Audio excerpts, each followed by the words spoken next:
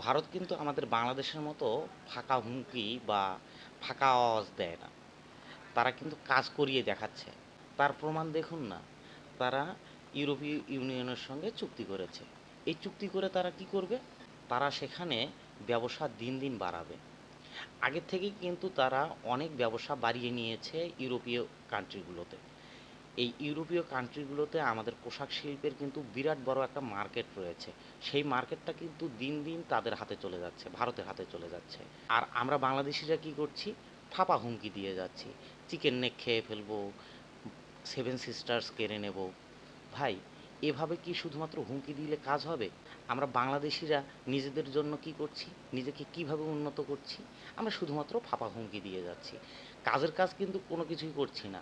আমরা নিজেদের দেশকে উন্নত করার জন্য পোশাক শিল্প, তারপরে স্বাস্থ্য ব্যবস্থা, তারপরে হচ্ছে কৃষি ব্যবস্থা, এগুলোকে কিন্তু উন্নত করছি না। আমরা শুধুমাত্র হুমকি দিয়ে যাচ্ছি। এতে করে কোনো ফল হবে?